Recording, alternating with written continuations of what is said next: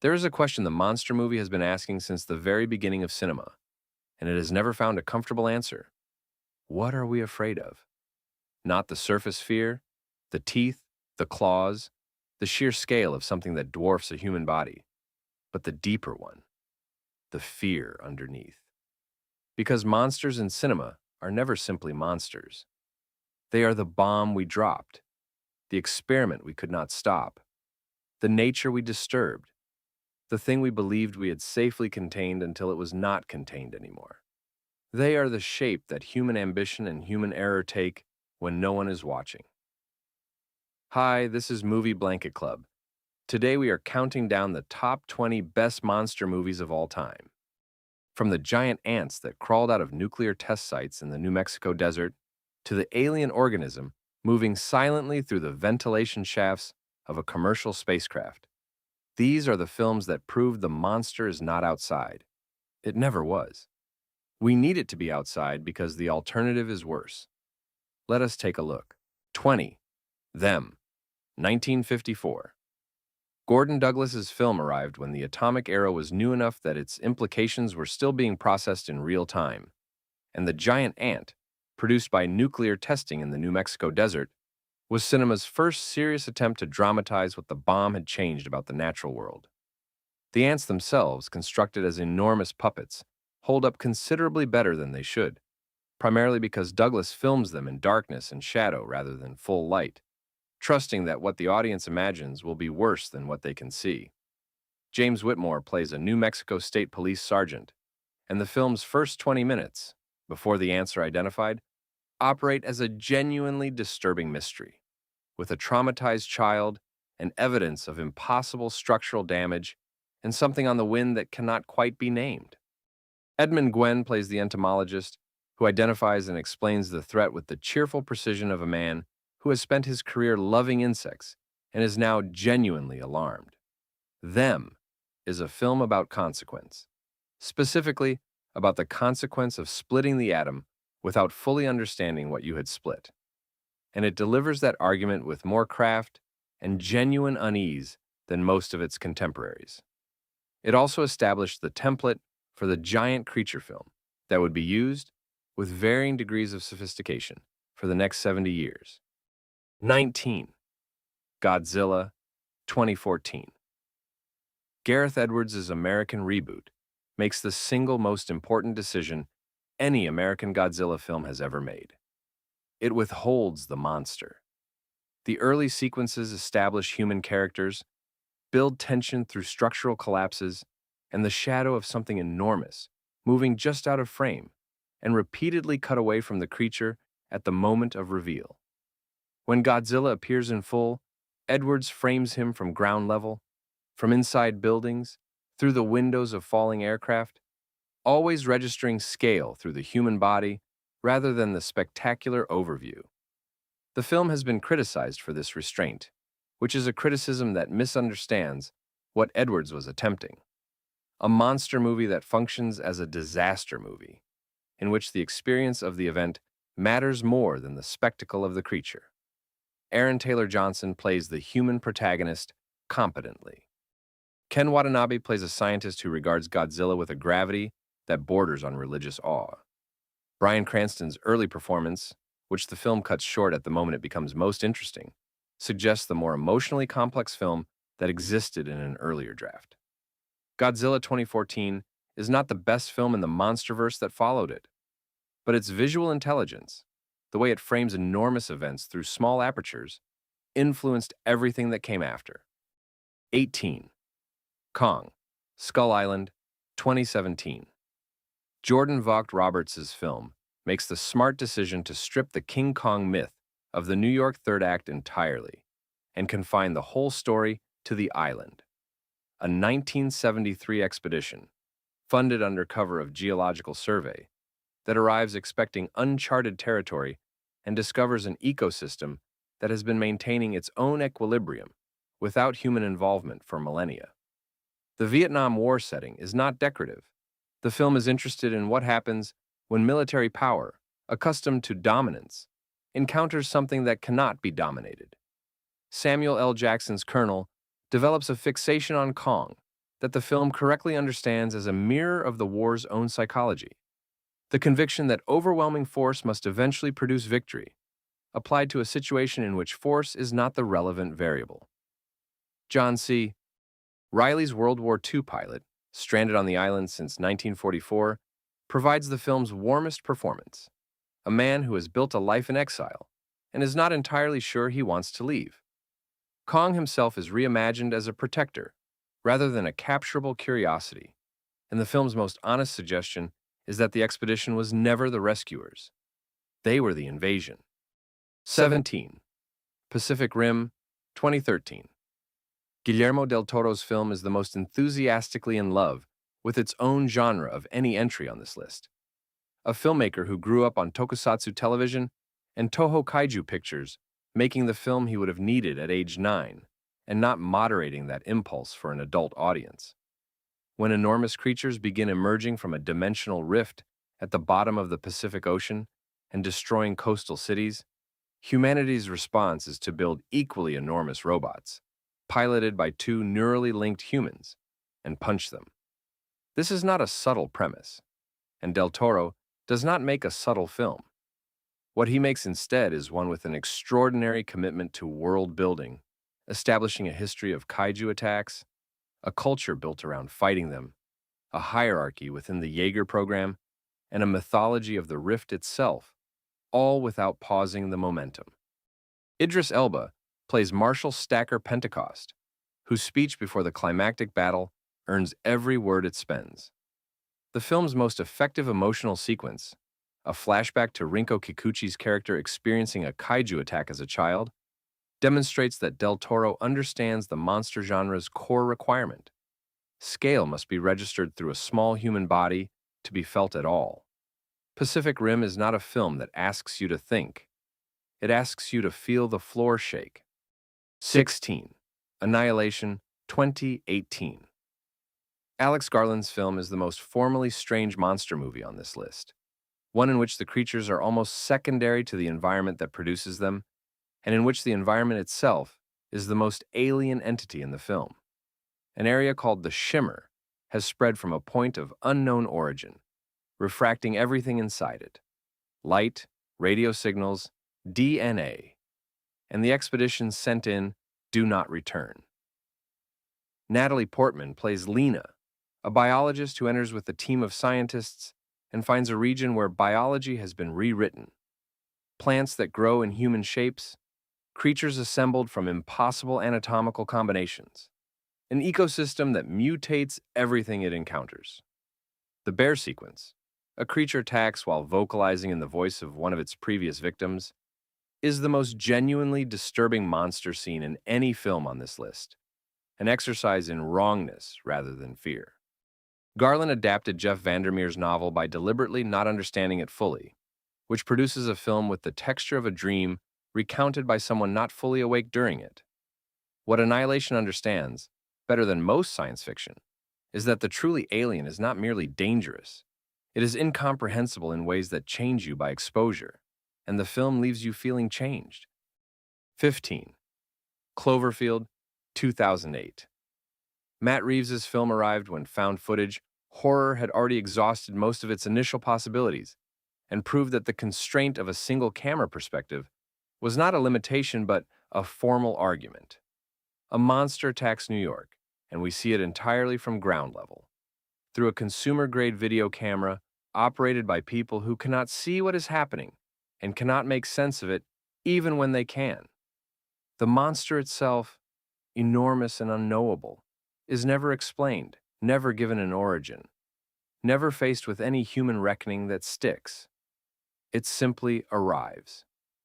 What Reeves and producer J.J. Abrams understood was that in the age of September 11th footage and smartphone documentation, the correct register for a monster attack on New York was amateur video rather than the composed, heroic framing of a studio blockbuster. The smaller creatures that fall off the main monster, spider-like, aggressive, nauseating in their movement, are the film's most effective detail, ensuring that the threat operates at human scale as well as architectural. Cloverfield's ending, which refuses resolution because the found footage conceit demands that the camera stop when the camera stops, was criticized as unsatisfying and is precisely the right choice. A monster of this scale does not resolve. It simply continues somewhere after the film is over. 14. The Host, 2006. Bong Joon-ho's monster film, made before Parasite made him the most discussed filmmaker in the world, is the most emotionally particular entry on this list. One in which a giant creature that emerges from the Han River in Seoul is less the subject than the occasion for a family drama about grief, incompetence, and the specific way that government institutions fail ordinary people in moments of crisis. Song Kang-ho plays Gang Do, a food stall worker who watches his daughter taken by the creature and whose subsequent attempt to recover her is persistently obstructed by quarantine procedures, bureaucratic indifference, and his own acknowledged unreliability. The creature itself is remarkable, a fully realized amphibious monster with a distinctive physicality and a peculiar grace in water. And the American government's role in its creation, a chemical dump into the Han River, is the film's opening scene rather than a buried backstory. Bong is interested in the creature primarily as a catalyst for his real subject, a family of apparent failures who discover, under pressure, what they are actually capable of. The Host is a monster movie that does not trust authority, which places it in a long tradition of 13. Creature from the Black Lagoon, 1954. Jack Arnold's film is the purest expression of the creature feature form and the origin point for much of what followed it. A scientific expedition into the Amazon discovers a prehistoric gillman in a remote lagoon, and the film's central conflict, whether to study the creature or destroy it, is, for 1954, a surprisingly nuanced argument about scientific responsibility that the film does not fully resolve. The Gillman suit, designed by Millicent Patrick, is one of cinema's most enduring creature designs. Humanoid enough to be comprehensible, aquatic enough to be alien, specific enough to be recognizable across 7 decades. The underwater photography, filmed at Wakulla Springs in Florida, is extraordinary. Sequences with the creature moving beneath Julie Adams as she swims are both beautiful and deeply unsettling, the film's best and strangest moments. What Creature from the Black Lagoon understood before most of its contemporaries was 12. Tremors, 1990. Ron Underwood's film is the most purely enjoyable entry on this list.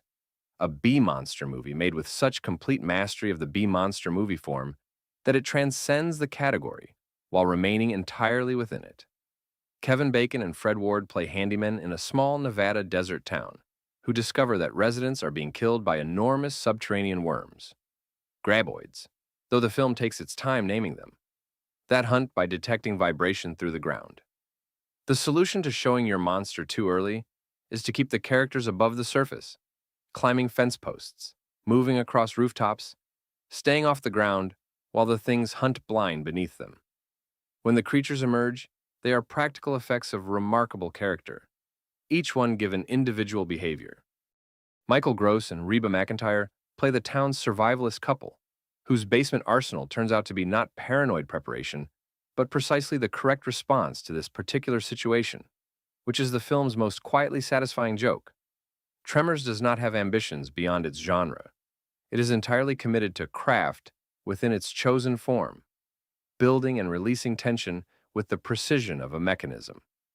The result is a film that holds up on any number of viewings, because it is executing its mechanics with complete honesty and no apology.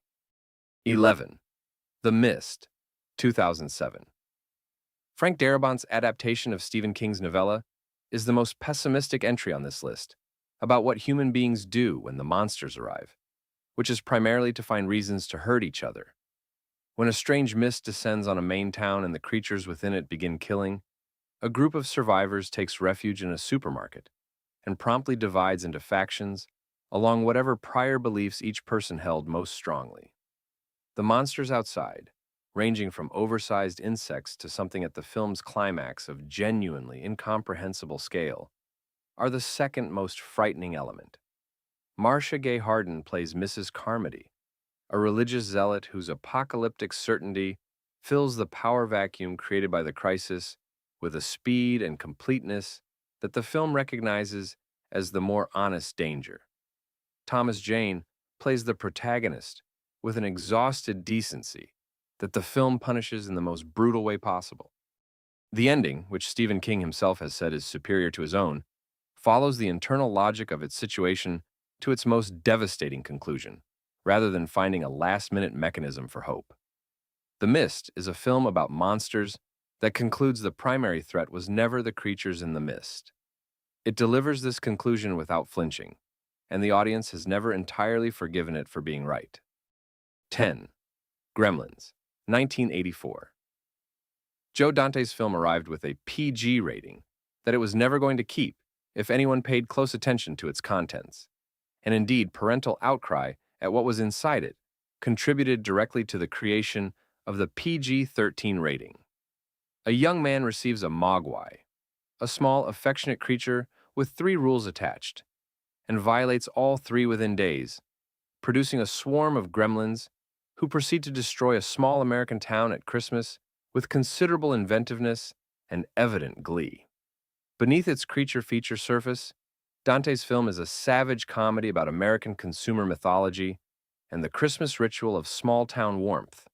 Every sentimental holiday image in the film is either destroyed or subverted with careful aim.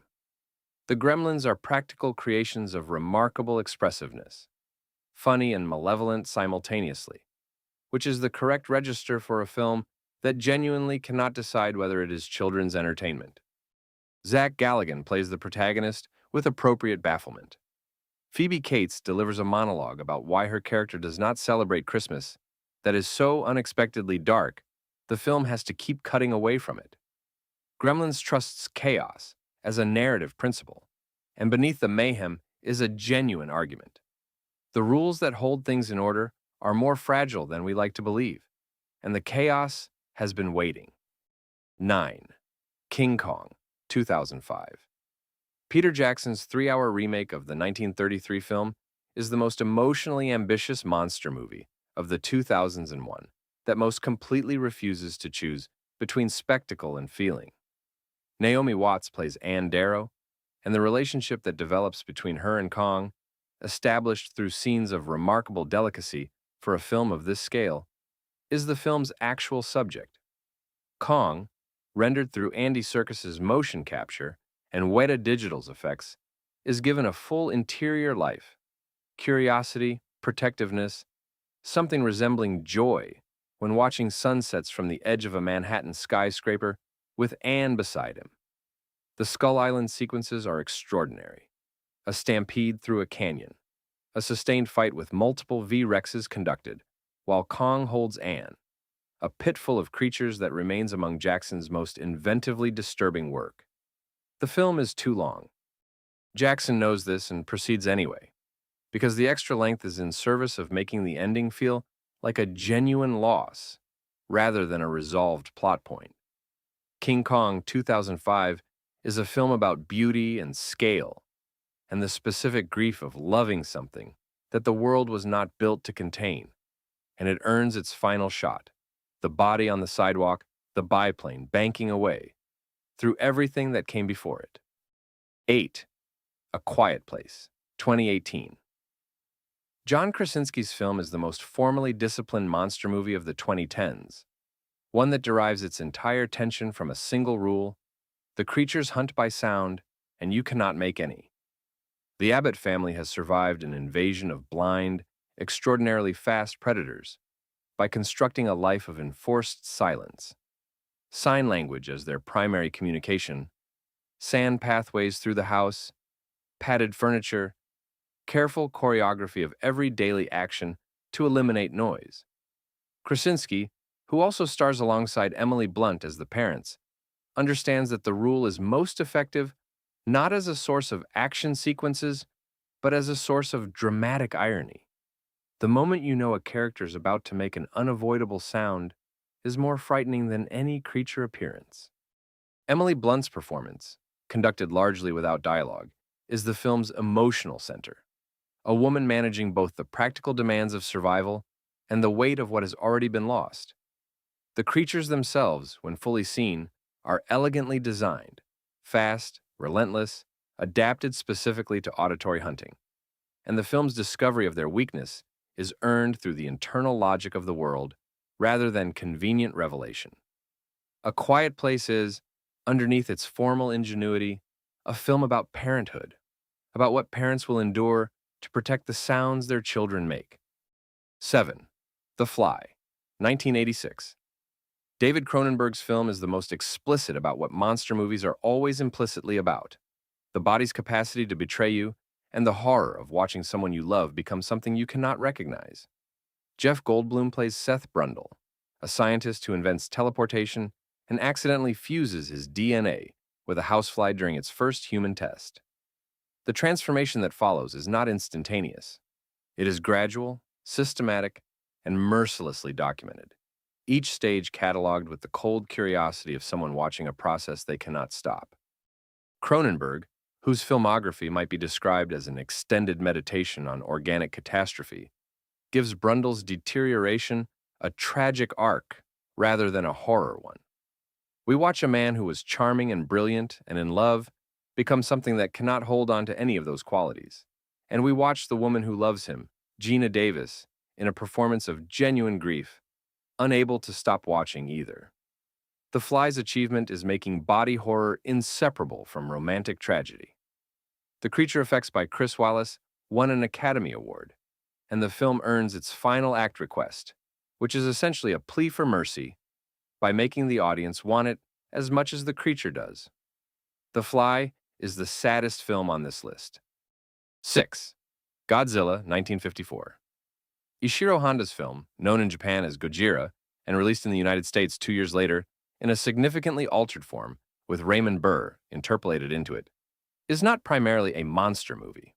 It is a film about Hiroshima and Nagasaki made 9 years after Hiroshima and Nagasaki, when those subjects were still too raw to approach directly, and a giant radioactive lizard was one of the few available metaphors large enough to contain what had happened. Godzilla's origins and nuclear testing in the Pacific are not a background detail. They are the film's central argument. This is what we have released. This is the shape that human scientific ambition takes when it exceeds the wisdom to contain what it creates. Takashi Shimura plays a paleontologist who understands what Godzilla represents and mourns accordingly. The destruction sequences, accomplished through meticulous miniature work, have a weight and duration that Hollywood kaiju films rarely permit themselves. Honda wants you to sit with the damage rather than moving past it. The film's final solution, a weapon more terrifying than Godzilla itself, does not offer relief.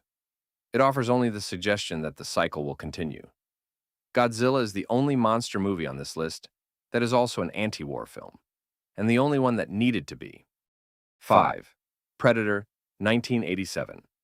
John McTiernan's film arrives as an action thriller and reveals itself to be a horror movie only gradually, and which functions as both simultaneously once the reveal is complete. Arnold Schwarzenegger leads a special forces team into a Central American jungle on what appears to be a rescue mission and discovers that something is hunting them, not for strategic advantage, not for territory, but for sport.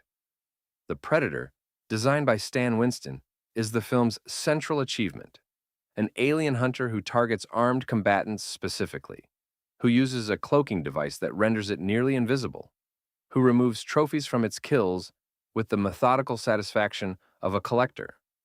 The film's structural brilliance is in what it strips away. Schwarzenegger's team is the most capable and heavily armed collection of humans the film can assemble, and the creature dismantles them one by one, converting an action film into a film about the terror of being prey. What remains when the action conventions have burned away is something the genre rarely produces: the experience of occupying the wrong position in the food chain. The final confrontation, in which Schwarzenegger must fight without weapons, because weapons are not sufficient, inverts every action film convention available to it. Predator is the film that ate the action movie and became something better. 4. King Kong, 1933. Marion C. Cooper and Ernest B. Schoedsack's film is cinema's founding monster myth. the story from which everything else on this list descends, directly or obliquely. A filmmaker takes an actress to a remote island, discovers a giant ape worshipped by its inhabitants, captures it, brings it to New York, and watches it climb the Empire State Building until biplanes shoot it down. The stop-motion animation by Willis O'Brien is 93 years old, and it does not matter. Kong moves with a personality and an expressiveness that digital creatures have spent decades struggling to match. And the suggestion of interior life in his face, curiosity when he examines Andero, fury when he is threatened, something approaching confusion as the city closes in around him, is achieved through techniques that should not work and absolutely do.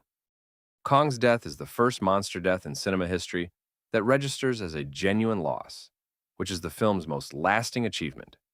The image of Kong atop the Empire State Building, alone, looking out at a world that has no place for him, is the image that every subsequent monster movie has been working in the shadow of. What the film understood in 1933, without fully articulating it, is that the monster's tragedy is always that it arrived in the wrong world. 3.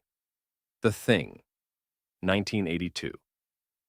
John Carpenter's film is the greatest exercise in sustained paranoia in the history of the monster genre, one in which the monster is not outside but already inside, not attacking from the darkness, but hiding within the people around you because it has become them.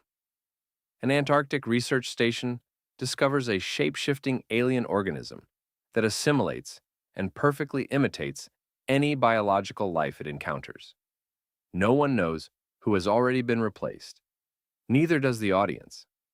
Carpenter and cinematographer Dean Cundey shoot the interiors with a controlled unease that makes every two-shot feel like a threat assessment, and the ensemble, led by Kurt Russell as the group's most pragmatic and most isolated member, sustains a collective anxiety that the film never allows to resolve. Rob Bottin's practical creature effects are the most technically ambitious monster work in the history of cinema. Chest cavities that grow teeth, heads that detach and move independently, transformations that appear physically impossible and are executed without digital assistance. The film's ending, two survivors in the wreckage, neither certain the other is human, waiting for a cold they cannot survive, is one of the most honest conclusions in the genre. No resolution, no rescue, only the question of what is sitting across from you and the certainty that you will never know. 2. Jaws, 1975. Steven Spielberg's film was not supposed to be made with a malfunctioning mechanical shark. The failure of the shark's hydraulic systems during production forced Spielberg to reimagine the first act without the creature, and the result, tension built entirely from suggestion, from a yellow barrel disappearing beneath the surface, from what is in the water that cannot be seen, is the best thing in the film and the reason everything else works. What you cannot see is always more frightening than what you can, and Spielberg learned this lesson on location and applied it throughout the rest of his career. Roy Scheider, Richard Dreyfuss, and Robert Shaw play the three men who must go out on a boat to kill the shark, and the film's second half, confined to the orca on the open ocean, is essentially a three-character play about fear and masculinity, and the specific intimacy that shared mortality produces. Shaw's Indianapolis monologue, delivered in the boat's hold over bourbon, is the finest sustained performance in any monster movie ever made. The shark, when it finally won, Alien, 1979. Ridley Scott's film contains the greatest monster ever designed for cinema, a creation by Swiss artist H.R. Giger that is biomechanical, parasitic, and constructed around the violation of bodily autonomy at every stage of its life cycle. The facehugger gestates its offspring in a human host. The chestburster emerges from inside. The adult xenomorph is both predator and reproductive vector, and each phase of its existence is a different form of assault on the integrity of the human body. Scott and screenwriter Dan O'Bannon understood that the creature's power was inseparable from its design, that Geiger's creation was terrifying not because it was fast or strong, but because it was wrong in a way that bypassed rational analysis and operated directly on something older. The Nostromo, the film's setting, is a commercial towing vessel, unglamorous, industrial, cramped, and the crew are workers rather than heroes, which makes their vulnerability credible in a way that a military crew would not be. Sigourney Weaver's Ripley is the film's surviving center of intelligence and moral clarity. The person who read the manual, followed the correct procedures, and was overruled by people who did not. Her performance is one of controlled competence under escalating pressure, and it is exactly the right performance for a film that asks what happens when the monster has been designed to be unstoppable. The organism does not negotiate. It does not retreat. It has no purpose other than the one it was built for. Alien is the greatest monster movie ever made because it did what every monster, and that is our top 20 best monster movies of all time. From the giant ants of the Nevada desert to the xenomorph in the ventilation shaft. From the gillman in the Black Lagoon to the thing in the ice. From the shark beneath the water to the ape on top of the building. What the greatest films in this genre understand is that we build our monsters out of what we fear most about ourselves. Our technology, our appetite, our capacity to reach into places we should not reach and disturb what lives there. The monster movie keeps coming back because the fears keep coming back, dressed in new shapes and new scales, but pointing at the same wound. This is Movie Blanket Club.